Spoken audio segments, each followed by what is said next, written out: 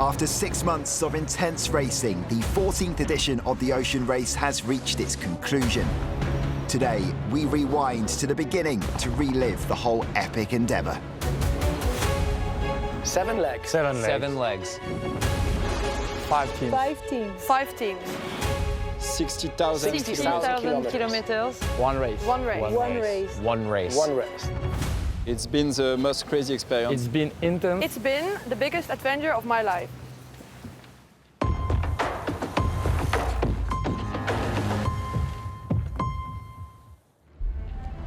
The Ocean Race is widely regarded as the toughest team sport in the world. It's a race that never stops, day or night.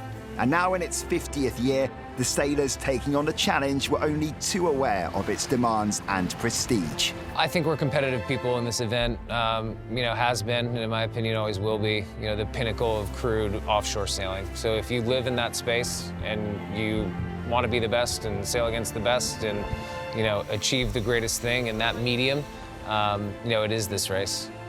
What we do, and it's not only sport. It's also be part of something bigger, something, and for me, Ocean Race means that it's not only sport, it's also a historic race around the world, and it's a link between the countries who love sailing.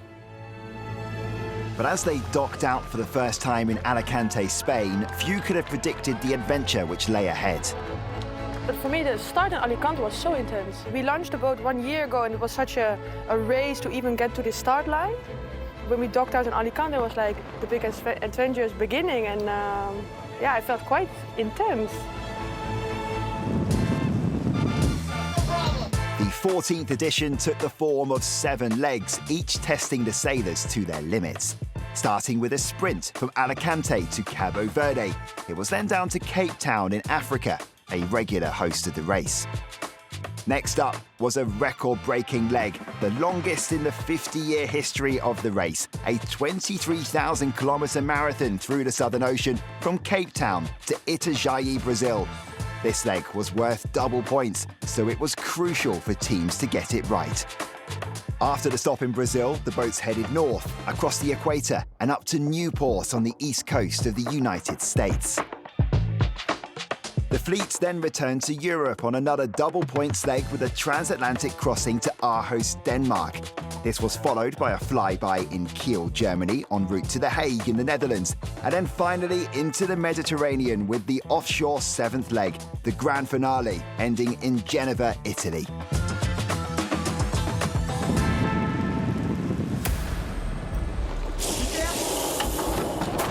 The first sprint from Alicante to Cabo Verde was a challenging leg from the off, with teams racing in close quarters and desperately looking for any early gains.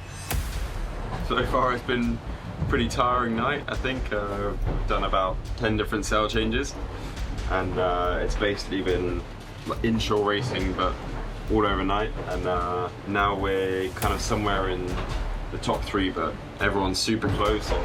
And as forecast, it wasn't long until the fleet hit rougher conditions. Sometimes been going like 28 knots, the worst waves I think I've ever been in. With Team Holcim PRB and 11th Hour Racing Team leading the way, the racing began in earnest as teams approached the Straits of Gibraltar. But the unexpected heavy winds weren't making it easy as sailors quickly began learning the limits of their remolkers. It's split in 2. Teams tackled various repairs en route as they continued onto the highway south and quickly picked up speed. Finding their stride, leaders Team Holcim PRB covered over 900 kilometres in just 24 hours, and so in the early hours of day 6, they were first to cross the finish line. They were followed closely by 11th Hour Racing Team in second and Team Milizia completing the first leg podium as the sun rose over Cabo Verde. But there was no time to rest as the fleet was soon back out to face the second leg of 8,520 kilometres to Cape Town. 25 seconds, 23 seconds, 18 formation.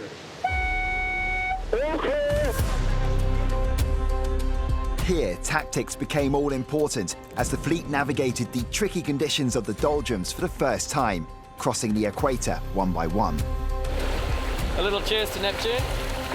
Now in the Southern Hemisphere, Team Holcim PRB, 11th Hour Racing Team and Team Malizia broke free at the front. But with unstable conditions between here and Cape Town, the tight pack were keeping a close eye on one another. Basically, there's big high blocking our path into Cape Town right now. You've got to kind of probably decide quite early now whether you're going to try and go around the top route or on the bottom route. As the front three teams jibed south around the unpredictable weather, back and forth Paul Mayer made a tactical decision, taking a more direct route to the finish line, closing up the gap and putting Beaterm right back in contention.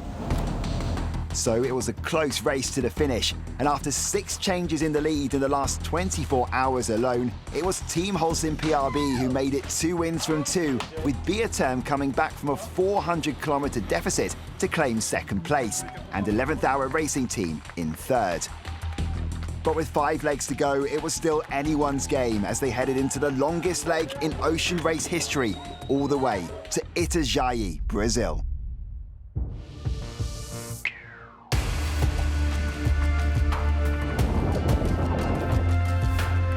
Overall leaders Team Holcim PRB took an early lead in leg 3, with Grio Environment Team Europe holding strong in second. But the Southern Ocean conditions were already taking their toll, and only 3 days into the leg, Annie Lush spotted worrying movements in the European team's hull. I put my hand on the floor and I could feel it really moving up and down. There's no way we can fix that out there. Dangerous delamination as a result of the brutal conditions gave the team no choice. They made the heartbreaking decision to retire from the leg, return to shore and make crucial repairs. It's a shame, it's painful.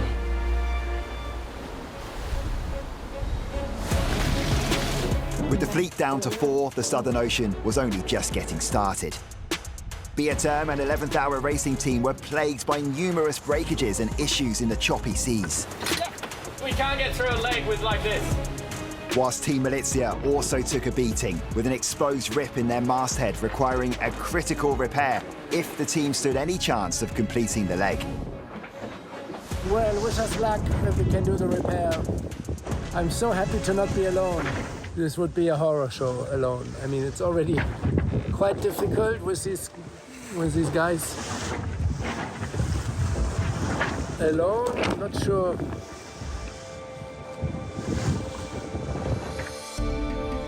All the drama at the back meant Team Holcim PRB stretched away at the front, at one point leading by over 1,000 kilometres. But the wind was picking up at the back, and with the boats patched up, the chasing trio were closing the gap. Team Holcim PRB were first across the midway scoring gate, but their lead was quickly being eroded away. And by the time they passed the most remote spot on the planet, Point Nemo, all 4 teams were within 23 minutes of each other. It's almost like the race has restarted. Imagine like we were players on a game board and they've just picked us all up, shuffled us round and just thrown it down, and it's all started again. It's good to have them back and good to have some rivalry and some action, and looking forward to rounding the horn, and then it will feel like a home run. As the fleet set their sights firmly on Cape Horn, the moderate conditions gave way to a cold front approaching from behind. This meant stronger winds and bigger seas, and the toughest days of the race so far, with teams suffering nosedives and intense wear and tear. But they battled through, and despite losing time to tend to an injury sustained by crew member Rosalind Kuiper, Team Malizia's unique hull design meant they were flying through waves where other teams might struggle. So they were first to reach the legendary Cape Horn.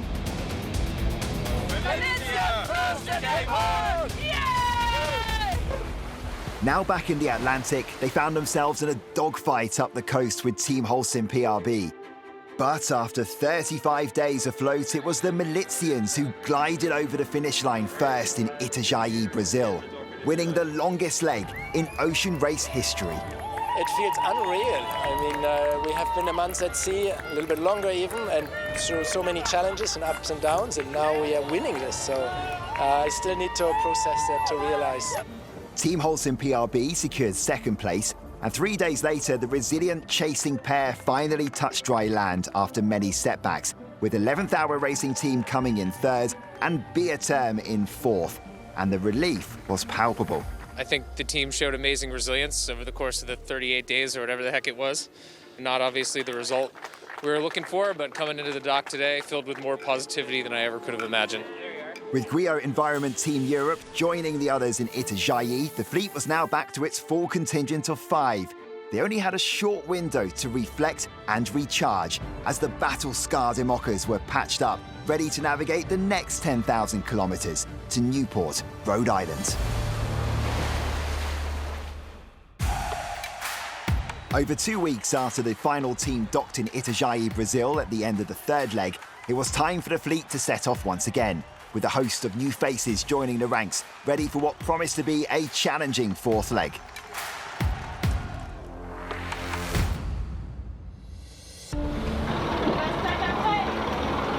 Early conditions were shifty and sudden squalls proved tricky, but the fleet stayed close together with the tactical game fully in play. Soon Team Holcim PRB and 11th Hour Racing Team had broken free in a close race up the Brazilian coast. We just tagged. You see 11 Hour. We're in a match race. They tagged with us. They're also on the J2. And yeah, we'll just see what's going to happen in the coming hours. We're happy, boat is in a happy state, crew is happy, so all good. As night fell, there was less than 4 kilometers between the leaders. But then, at 5 a.m. in the dark of night, disaster struck. Team Holcim PRB's mast snapped and fell. Holcim PRB, pan. We've lost our mast. It was all hands on deck, securing the boat and ensuring the safety of everyone on board. And it wasn't until the next morning that they could fully comprehend the extent of the damage. Crushed, they had no choice but to aim for shore under a makeshift jury rig and rejoin the race with a new mast on the next leg.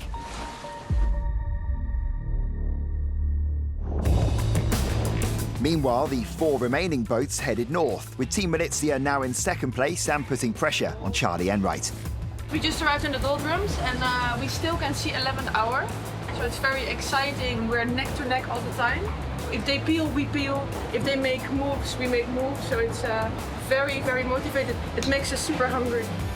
As they fought for first, a weather front was approaching, bringing with it some of the strongest winds the fleet had faced in the entire race.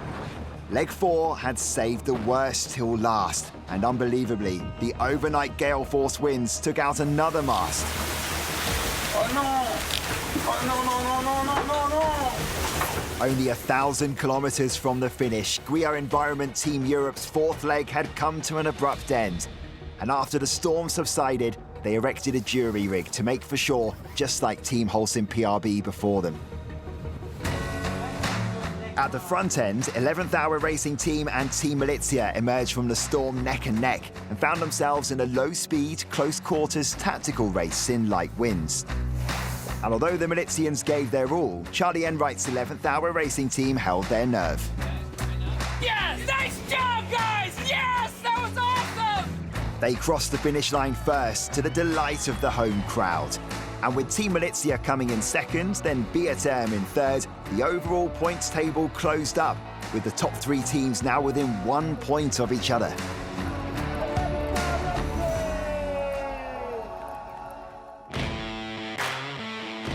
But only 10 days later, they were once again ready to depart, this time on a 6,000-kilometer, 8-day sprint across the Atlantic to Aarhus in Denmark, with double points on offer.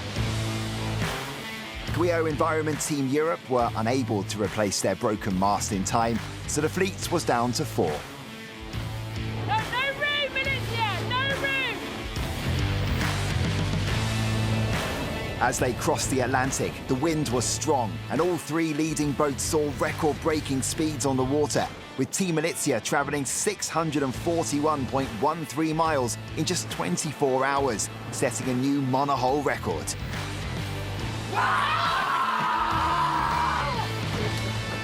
Meanwhile, Beaterm were suffering. Lagging around 1,000 kilometres behind the rest of the pack, they had seen their autopilot fail, their J3 sail rip, the weather turning against them, and to top it all, a shroud which is crucial to holding up the mast had broken. They undertook a difficult and dangerous repair job to patch it up, but the sailing from here on in would need to be slow and cautious. Situation not totally under control, but we'll fix some safety line. If we reach a route with no more issue, it's not a big deal to change shroud. Beaterm spirit, still the same, huh? Fighting against the element. As 11th Hour Racing Team led the charge into Denmark, both Team Holcim PRB and Team Milizia were chasing them down at blistering pace, but it wasn't enough. Yes! Nice job! 11th Hour Racing Team crossed the finish line first, gaining a full 10 points in the process. It's great. Obviously, the goal is to be sitting in this position in July, but certainly this is a big step in the right direction. Team Holcim PRB took second spots, crossing the line just minutes ahead of Team Milizia and keeping them in the running for the overall title.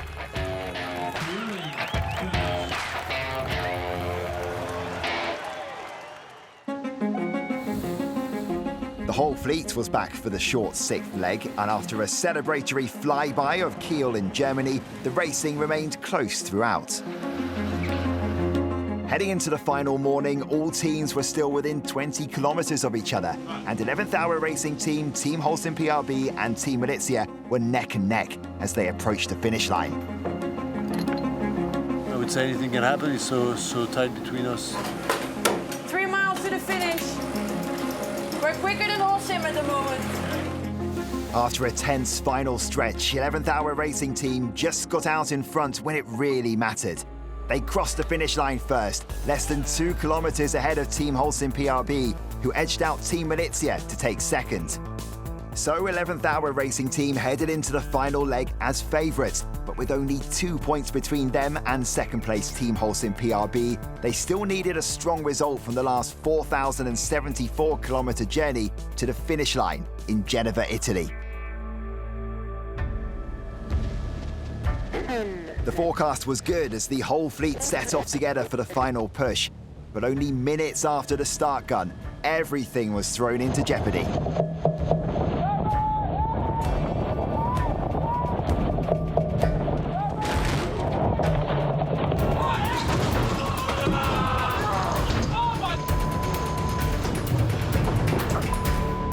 Everyone okay? Yeah, we're here. 11th Hour Racing Team, who were on starboard tack, meaning they had right of way, were struck at speed by Guillaume Environment Team Europe.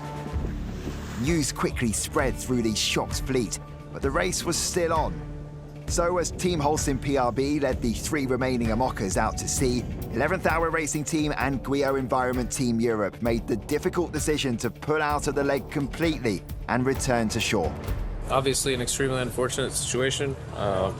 We've come back to the dock to assess exactly what's happened, and now we're just waiting on next steps. The American team now faced an uncertain future. They pinned their hopes on being awarded points via redress, a procedure that allows for a team to be compensated when they've been adversely affected through no fault of their own.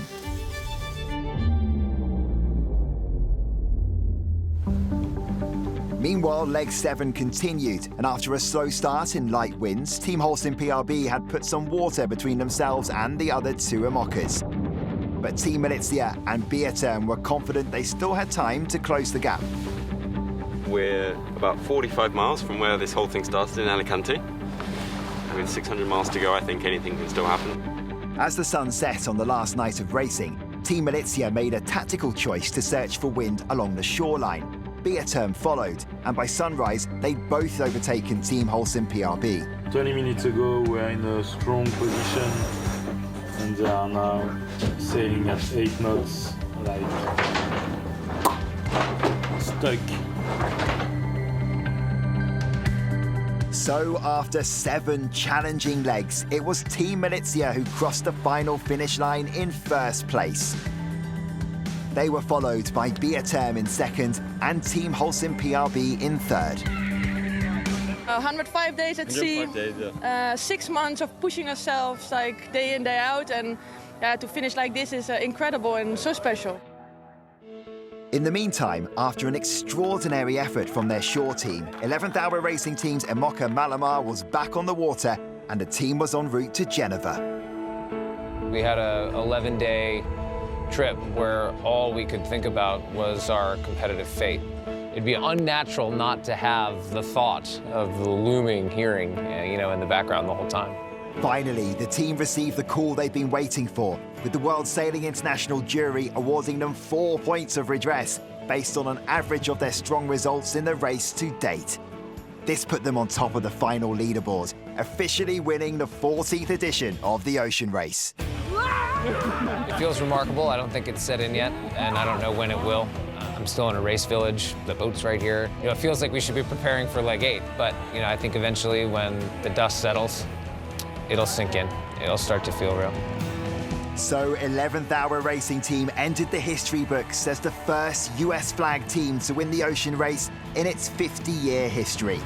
They stood 3 points clear of Team Holcim PRB in second, with Team Valencia in third, Bierterm in fourth, and Grio Environment Team Europe in fifth. It's really hard to sum up 6 months, because it's not 6 months. Actually, Ocean Race, it was a dream for me and a project since 3 years. It involves so much, but that makes it also so rewarding to look back. It's challenging, it tests you, it's filled with emotion, it just becomes part of your life and in your blood, and it's hard to shake. And I think that what I will remember is that we finished this tough race, this 6 month race with a group of people which is united and proud of what has been accomplished during the last 6 months. For sure, we need to debrief of this crazy adventure, and we need to progress of that. For sure, now we have more experience than expect, but we just need to transform that in positive for the next. I think maybe the main feeling is to be proud of what we've done, all the team. It has been a long journey, and that makes it also a great satisfaction to have done it, to have made it to the end, and to be on the podium. Yeah, it's the better part of a decade trying to earn this trophy here, and now that we have, I don't think it's going to change my perspective on where we've come from and what we've done.